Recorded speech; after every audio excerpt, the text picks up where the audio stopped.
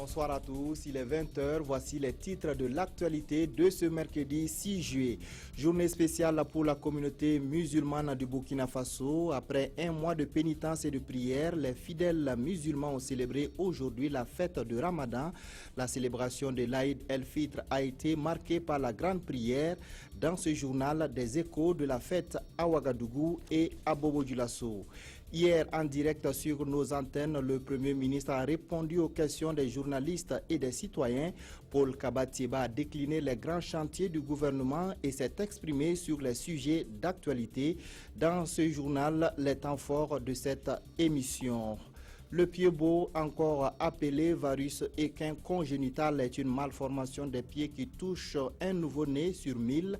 Des techniques adaptées permettent de remodeler les pieds des nourrissons. Nous irons dans le centre handicapé en avant de Mahadaga, dans l'est du Burkina, un centre qui réussit à corriger cette malformation grâce à l'application de plâtre. Et puis, 21 mois de prison, c'est la peine prononcée par le tribunal de Barcelone à l'encontre de Lionel Messi et son père.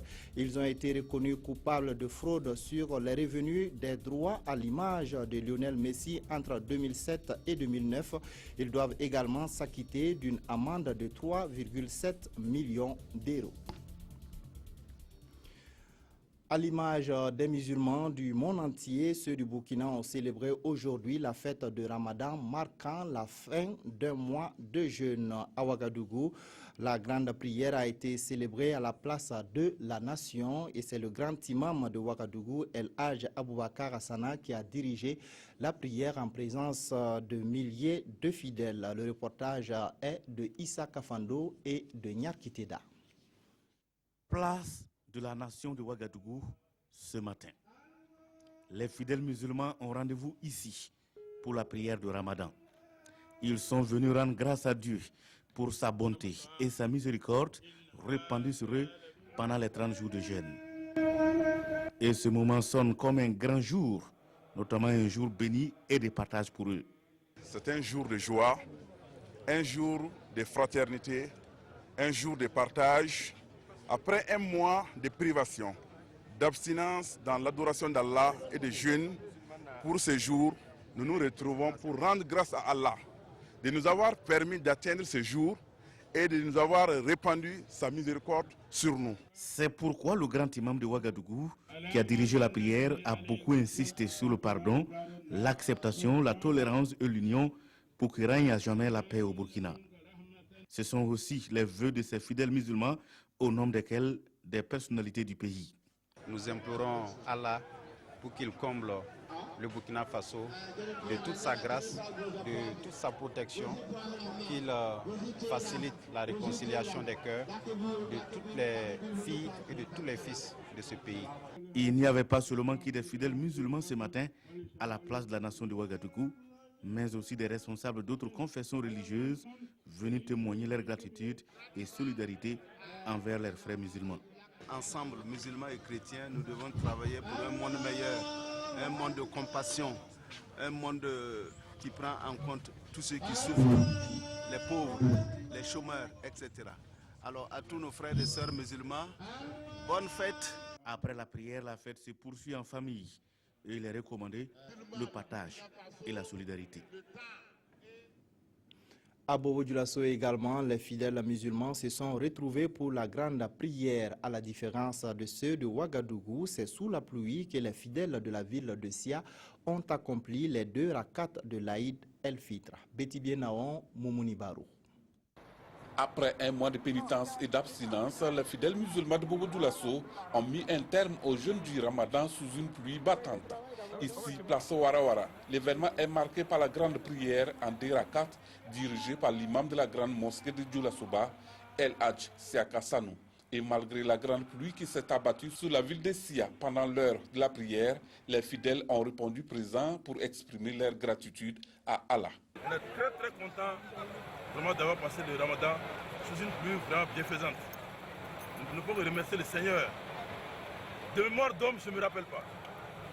De mémoire d'homme, je ne me rappelle pas. C'est pour vous dire que ça, c'est un événement qu'on ne peut pas expliquer. Les fidèles ont tenu à rester avec l'imam, prier. trempé dans la boue, trempé dans les intempéries, vraiment c'est propre. C'est la joie qui anime vraiment les musulmans ici à Bobo-Dioulasso. C'est une bonne chose sur les plans, sur la dimension islamique, parce que le prophète dit qu'au moment de la pluie, c'est un moment où Dieu accepte les prières. Vraiment, on a beaucoup prié sous la pluie. Je pense que, Inch'Allah, notre année sera une année, vraiment une année d'excellence. À travers cette prière, les guides religieux ont lancé un appel aux musulmans à conserver les valeurs de l'islam et surtout à exprimer leur générosité. Et face aux troubles observés ça et là dans le monde, ils ont invité les fidèles musulmans à être des apôtres pour une paix et une stabilité durable. Nous prions beaucoup pour notre pays, pour tous les fils du pays, et même ceux qui ne sont pas musulmans. Au Burkina, nous vivons tous ensemble en harmonie. À ce grand jour, que Dieu continue de bénir cette entente entre les Burkinabés. Les regards sont désormais rivés sur la prochaine fête, Tabaski, qui va se célébrer 70 jours après Ramadan. Ailleurs dans le monde, la plupart des pays musulmans ont célébré la fête de Ramadan ce mercredi. En Arabie Saoudite, en Iran et en Malaisie, les prières ont réuni plusieurs milliers de fidèles musulmans. Le président iranien a souhaité la paix et encouragé l'unité entre sunnites et chiites.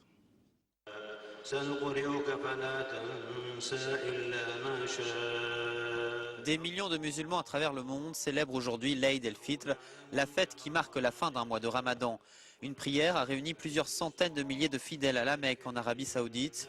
Le royaume a été frappé par 3 attentats suicides il y a 2 jours. Dans un discours, le roi a promis d'agir avec une poigne de fer contre les extrémistes. En Iran, c'est le guide suprême Ali Khamenei qui a prononcé la prière. Le président iranien a souhaité la paix et encouragé l'unité entre les chiites et les sunnites. L'Aïd est fêté ce mercredi dans la plupart des pays musulmans, à l'exception notamment de la Turquie et de la Bosnie-Herzégovine, où il a été célébré avec un jour d'avance. En Malaisie, pays qui compte 60% de musulmans, ils étaient des milliers à se réunir pour prier à la mosquée de Kuala Lumpur. Retour au Burkina Faso pour parler de la célébration de la fête en famille. Après les prières, les fidèles se retrouvent en famille autour d'un repas pour communier et se présenter des vœux. Une de nos équipes s'est rendue dans 2 familles de la ville de Ouagadougou. Le compte-rendu est de Kwale Nebié et Aimé Solange Guigma. Chez le grand imam du Burkina, en ce jour qui marque la fin du Ramadan, l'ambiance est confraternelle. El Hadj Aboubakar Sana a partagé son repas avec la plus haute autorité de la communauté catholique du Burkina. Le cardinal Philippe Ouedraogo dit être venu traduire l'amitié de l'église famille aux frères musulmans. El Hadj Aboubakar Sana s'est réjoui de cette visite. Il dit avoir prié pour la paix et l'entente au Burkina. Nous avons jeûné pendant 30 jours et nous avons rompu le jeûne dans la paix. Nous avons prié pour les gouvernants du pays, pour Sa Majesté le Moulaba, pour tous les Burkinabés, afin que Dieu leur donne la paix, la santé et l'entente. Chez les Kontongomdé, c'est dans la bonne humeur et avec la famille élargie que l'on compte partager le repas toujours en cuisson. Mais en attendant, les convives se félicitent pour les 4 semaines d'ascèse morale et les bonnes actions accomplies et échangent leurs vœux. Demander à Dieu de prendre notre souffrance comme un bienfait à notre personne. Et nous avons aussi en même temps demandé à Dieu pour que le Burkina Faso soit un pays de paix, un pays de prospérité. Côté cuisine, l'on s'active pour que tout soit prêt. Au menu, nous avons du riz gras avec les boyaux et en plus la viande de bœuf frit, puis du zonko et avec un peu de la boisson. Tout le monde est invité. L'Aïd el-Fitr désigne donc la fête de la rupture du jeûne, moment propice pour le musulman de communier avec autrui.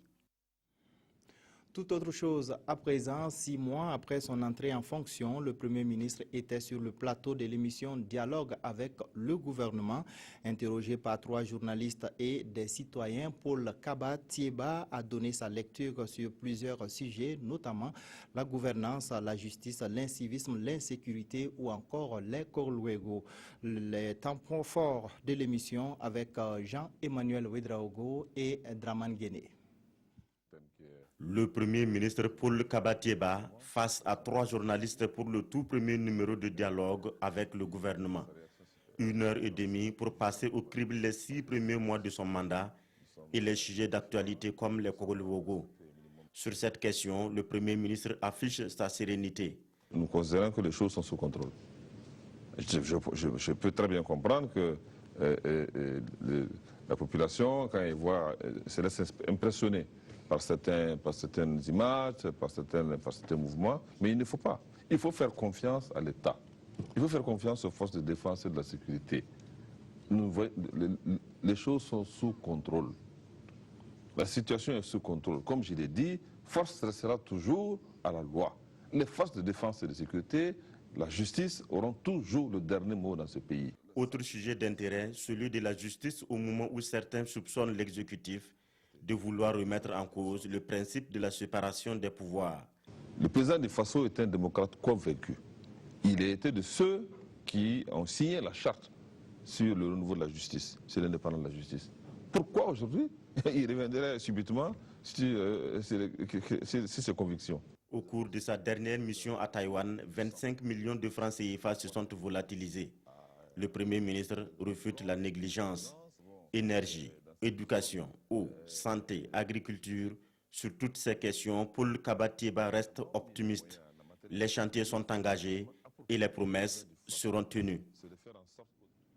Plus de 650 millions de francs CFA, c'est la somme que la France compte octroyer au Burkina Faso pour la mise en place du 4e fonds d'études et de renforcement des capacités. La signature de la convention entre les 2 parties est intervenue hier. Ce fonds permettra une meilleure répartition, une meilleure préparation des projets et programmes au Burkina Faso. Moussa Ouedraogo et Olopoda. 657 millions de francs CFA pour alimenter le 4e fonds d'études et de renforcement des capacités. Un appui financier reçu de la France à travers l'Agence française de développement. Il va servir à la préparation des projets et programmes, mais aussi au renforcement des actions de promotion du dialogue sur les politiques publiques. Le but de cette coopération, c'est que son bénéfice, ça soit directement les populations qui en profitent. Et ça sera tout à fait le cas, puisqu'on parlera probablement à nouveau d'infrastructures, sécurité alimentaire, d'eau, d'électrification ou d'autres choses encore.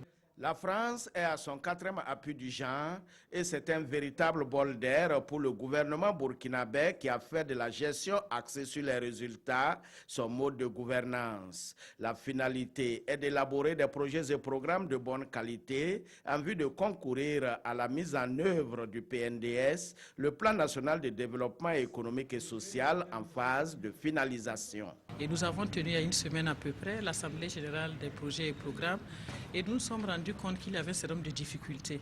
Et la planification ne se faisait pas à temps et les projets n'étaient pas bien évalués, ils étaient peut-être sous- ou surévalués, de sorte que dans la mise en œuvre, dans tous les cas, on avait des difficultés. Le gouvernement lui-même avait, de façon anticipative, sécurisé 2 milliards de francs CFA dans le budget 2016 pour justement avoir une base de données des projets bancables qu'on pourrait financer et présenter aux partenaires. Donc cela vient en complément. Les 650 millions vont compléter les 2 milliards que le gouvernement a déjà sécurisés. Depuis la mise en place du fonds d'études et de renforcement des capacités en 1987, la France est l'un des principaux appuis et cette subvention vient enrichir cette coopération historique.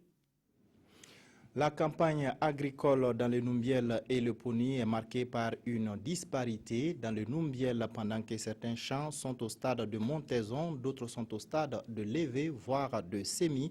C'est la même situation qui est observée dans le Poni. La grosse inquiétude reste l'irrégularité des pluies. Adamou Sebgo et Christophe Da. Du maïs en montaison, floraison dans un champ, du mil en levée dans un autre, même des champs en labour, la situation des plants est pour le moins disharmonieuse dans le Numbiel à mi-saison agricole. Il faut dire qu'on a tous les stades actuellement. Et comme les producteurs sont habitués à s'aimer jusqu'en fin juillet ici, parce que vous voyez la province, les gens c'est un peu difficile. Quand tu leur dis de s'aimer à temps, parce qu'avec les changements climatiques, les pluies peuvent s'arrêter en septembre. C'est un peu difficile. La difficulté est plus importante puisqu'en plus de cette disparité, le Numbiel a connu courant mai une poche de sécheresse. Et aujourd'hui encore, l'irrégularité des pluies fait partie des nombreuses inquiétudes des producteurs. On a un problème d'engrais. Bon, semences, bon, il n'y a pas un problème là-bas. C'est le problème d'engrais et pluie là. Il ne pleut plus assez depuis 3 ans et en plus de ça, acquérir de l'engrais est devenu très difficile. J'ai été 3 fois chez les encadreurs mais je n'ai rien trouvé. Ce qu'on trouve sur la place du marché est hors de prix. Les agriculteurs de la province du Poni partagent à peu près les mêmes difficultés que ceux du Numbiel. Après la poche de sécheresse observée début juin, les pluies ont repris, mais les champs présentent différents aspects physionomiques. Des semis au début montaison pour les céréales et la levée pour les légumineuses. Malgré tout, la campagne agricole se présente bien dans la partie sud de la région. C'est la conviction des premiers responsables de l'agriculture qui s'affairent à la répartition des engrais. À l'heure actuelle, sur une prévision de 982,75 tonnes, actuellement nous avons reçu au niveau de la région du sud-est 381,75 tonnes que nous sommes en train de mettre à la disposition des producteurs. Donc actuellement le taux de distribution est d'environ 42%. Donc c'est-à-dire qu'il reste toujours des engrais, notamment du NPK, de l'urée, du DAP dans les magasins que nous continuons à mettre à la disposition des producteurs. Dans leurs magasins, la direction de l'agriculture et des aménagements hydrauliques du sud-ouest dispose également de matériels agricoles qui ont du mal à sortir. Certains sont inadaptés au sol du sud-ouest, d'autres sont incompatibles avec les méthodes culturelles que nombre d'agriculteurs de la région ont du mal à abandonner. Le pied beau est une malformation des pieds. Cette maladie, dont les causes restent très peu connues, touche surtout les garçons installés à Mahadaga dans l'est du Burkina. Le centre handicapé en avant traite avec succès le pied beau. Une de nos équipes s'est rendue sur place pour voir les méthodes et les techniques employées pour corriger cette malformation orthopédique. Le point avec Nostor Yugbare et Mamadouba. Cet enfant souffre d'une maladie appelée pied beau, une malformation congénitale des pieds. C'est une déformation du pied qu'on diagnostique à la naissance. Aujourd'hui, Dieu merci, il y a le diagnostic prénatal qui existe et qui offre aux parents la possibilité d'être pris en charge dès la naissance de l'enfant. La prise en charge de cette pathologie au Burkina Faso se fait au centre handicapé en avant de Mahadaga, dans la commune de Logobou, en collaboration avec le centre médical SIM. On a reçu dans le passé beaucoup d'enfants avec des pieds malformés. Et comme sur place, on ne savait pas quoi faire, chaque fois il fallait payer beaucoup plus cher, les emmener au Bénin, dans l'hôpital de Tangueta. Et donc parfois certaines familles ne pouvaient pas payer. Et nous aussi, les moyens étaient limités pour aider. Donc à travers les recherches, on a trouvé un hôpital qui pratiquait la ténotomie au Niger, Cure International. Et donc, on a fait la formation. C'est de là qu'est née la ténotomie à Mahadaga. La guérison complète peut attendre jusqu'à 4 ou 5 ans après le début de la prise en charge. Si l'enfant arrive au centre, on fait les premiers plâtres. Et le plâtre sera renouvelable une fois par semaine, jusqu'à au moins 4 plâtres, 4 ou 5, ça dépend s'il n'y a pas eu un problème. Et après maintenant les plâtres, on va avec le docteur du CEM de Mahadaga et on fait la ténotomie ensemble. La ténotomie, c'est la deuxième phase dans la prise en charge des pieds beaux. Et ça consiste à sectionner le tendon d'Achille par une incision petite à l'arrière du pied. C'est une chirurgie qui se fait à même la peau on n'ouvre pas. Ibrahima Anifatou est venu de Kanchari avec son enfant. Seulement 2 semaines de soins et les résultats sont probants. Depuis qu'on a commencé à la soigner, j'ai senti qu'il y a du mieux, il y a du changement. Quand je regarde les pieds là, c'est un peu normal. La correction des pieds de cette fillette est quasi complète, même si elle porte encore des attelles. Sa mère a retrouvé le sourire. Je suis très contente aujourd'hui. J'étais malheureuse à sa naissance et je ne pensais pas qu'elle marcherait un jour. Maintenant, elle se promène dans la cour comme elle veut. Le centre reçoit en moyenne 2 cas par mois de pieds-bots avec un coût jugé accessible. Si on devait appliquer le coût normal du travail, on allait demander 100 à 150 000 francs. Mais pour le moment, on demande que 15 000 pour pied-bot unilatéral et 30 000 francs pour bilatéral. Selon les spécialistes de santé, la cause du varus équin congénital est inconnue à ce jour. Et lorsqu'il y a un cas de pied-bot dans une famille, le risque de voir apparaître d'autres cas est multiplié par 10. La commune de Yargo, dans le Kourouégo, a désormais un nouveau complexe sanitaire. L'infrastructure est composée d'un dispensaire, d'une maternité, d'un dépôt pharmaceutique et de logements pour le personnel soignant d'une valeur de 120 millions de francs CFA. Ce centre de santé a été financé par la Chine-Taïwan. Le point avec Kwale Nebié et Maxime Zongo. Avec ce complexe sanitaire, c'est une épine de moins pour les populations de Yargo et des villages environnants qui étaient obligés de parcourir de longues distances pour se faire soigner. Pendant la saison hivernale, pour accéder aux villages environnants où il y a un CSPS, c'est trop de problèmes parce qu'il y a des marigots. Pendant la saison pluvieuse, on ne peut pas aller et il y a beaucoup de femmes qui accouchent même en brousse. Fruit de la coopération entre le Burkina et la Chine-Taïwan, la réalisation de ce centre entre dans le cadre de l'amélioration de l'accès aux services de santé. Il y a l'amitié et au-delà de l'amitié, il y a aussi le besoin exprimé par le gouvernement du Burkina Faso de faire en sorte que les services de santé soient rapprochés des populations. Et c'est dans ce cadre-là qu'il est apparu qu'à Yargo, c'était absolument nécessaire d'avoir une formation sanitaire afin que nous puissions soulager un temps soit peu les populations. Ce CSPS de Yargo fait partie d'une 60aine d'infrastructures sanitaires entièrement construites et équipées par Taïwan. Donc, ça fait déjà presque 18 ans qu'on travaille dans ce domaine. Et donc on est très content. Aujourd'hui, on peut inaugurer encore une fois un CSPS de Yargo. Mais comme vous le savez, la demande est tellement grande et selon le projet du gouvernement, on va construire à peu près 1200 de CSPS partout. Ce centre qui vient d'être mis à la disposition de la population est estimé à 120 millions de francs CFA. Il est composé d'un dispensaire, d'une maternité, d'un dépôt pharmaceutique, de logements, de latrines, d'un dispositif d'éclairage et de bien d'autres commodités. Le corps d'un jeune homme a été retrouvé ce mardi dans la cour du lycée Wenzin Koulibaly de Bobo-Dioulasso. Selon les témoignages recueillis sur place, la victime a succombé à ses blessures suite à une agression. Karim Ilboudo, Moussa Sano. Grosse émotion ce matin au lycée Wenzin Koulibaly de Bobo-Dioulasso. Le corps sans vie d'un jeune homme est retrouvé dans la cour. Des éléments de la police nationale et du service d'hygiène de la commune sont sur place pour faire le constat. Sur le corps, il y a eu des blessures, surtout sur la poitrine et au niveau du menton et l'avant-bras. C'est ce que j'ai constaté comme blessure sur le corps. Il est succombé suite à ces blessures. C'est dans la nuit, aux environs de 22 heures.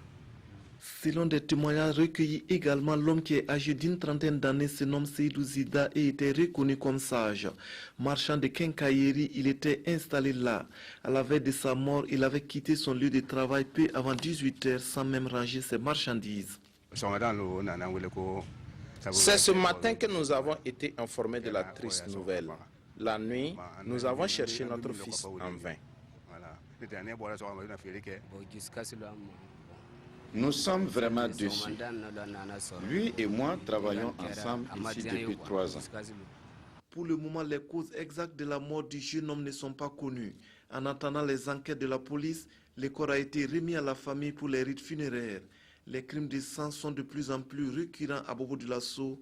Il y a une dizaine de jours, une jeune fille a été retrouvée égorgée dans un quartier de la ville.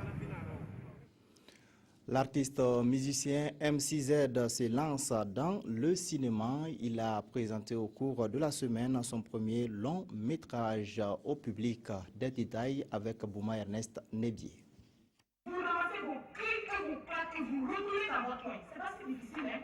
Adieu belle-mère, c'est le titre du tout premier long métrage de Yacouba Napon, alias MC-Z, qui trouve que de la musique au cinéma, il n'y a qu'un pas. D'autres même disaient, mais MC-Z, il vient faire quoi dans le cinéma? Au lieu de rester dans la danse, puis je prends de l'âge. À un moment, je ne peux plus chanter, danser. Si je sais faire du cinéma, tant mieux. Adieu belle-mère est une histoire pleine d'émotions d'un jeune couple, Issa et Fatou. Après leur mariage, tout allait bien. Le père de Issa décède au village. Du coup, sa mère se sent seule et en souffre énormément. Issa décide alors de la faire venir chez lui en ville pour alléger cette souffrance. Une décision qui ne rencontre pas du tout l'assentiment de son épouse. Issa ne sait plus quoi faire. Toutes ses tentatives pour faire accepter sa mère par son épouse restent vaines. Même les prières à l'église ne résolvent pas le problème. Faire retourner la belle-mère au village reste le vœu le plus cher à Fatou. Elle va user de toutes les stratégies possibles, des stratégies qui restent infructueuses. Alors, elle décide avec la bénédiction de sa copine et avec la complicité des marabouts de tuer la belle-mère. Le marabout qui lui donne une poudre blanche tenant lieu de poison. Au cours du processus de l'application du produit, Fatou regrette son acte et retourne chez le marabout pour qu'il lui trouve l'antidote. C'est que le marabout a exécuté avant de lui avouer toute la vérité. En réalité, la poudre blanche n'était pas du poison. Et le marabout de dire que son intention n'est pas de tuer la belle-mère de Fatou, mais d'œuvrer à ce que l'entente règne dans la famille. Oui, aujourd'hui, les filles et les belles-mères, ce n'est pas assez évident. Mais je crois que ce film vient de donner la leçon qu'il faut juste apprendre à se connaître. Et je crois qu'il n'y a rien d'impossible. Il n'y a pas de personnes qui ne peuvent pas vivre ensemble. Au Burkina, nous sommes un pays de cinéma. Il faut qu'on amène aussi un autre regard de cinéma où on donne beaucoup de conseils pour que les familles puissent vivre en harmonie. Un long métrage d'1h30, entièrement réalisé au Burkina sous fonds propres. Il a coûté à son réalisateur 37 millions de francs CFA.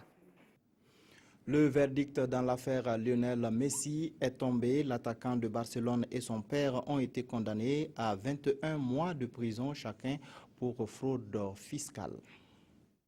Lionel Messi et son père, condamnés à 21 mois de prison chacun pour fraude fiscale. Le tribunal de Barcelone leur reproche d'avoir fraudé sur les revenus tirés des droits à l'image de l'attaquant du FC Barcelone entre 2007 et 2009. Mais il y a peu de chances qu'il soit placé en détention car en Espagne, les peines de moins de 2 ans ne sont généralement pas exécutées. Lionel et Jorge Horacio Messi devront aussi payer des amendes d'un montant total de 3,7 millions d'euros. Via un complexe montage de société organisé par son père, le quintuple ballon d'or argentin avait évité de payer plus de 4 millions d'euros au fisc espagnol, remboursés depuis avec les intérêts de retard. La défense de Messi avait assuré qu'il ignorait tout de ce montage et convaincu le parquet, mais pas le tribunal qui a condamné les 2 hommes. Voilà qui met fin à cette édition. Merci de l'avoir suivi. Bonne suite de fête de Ramadan à tous les musulmans.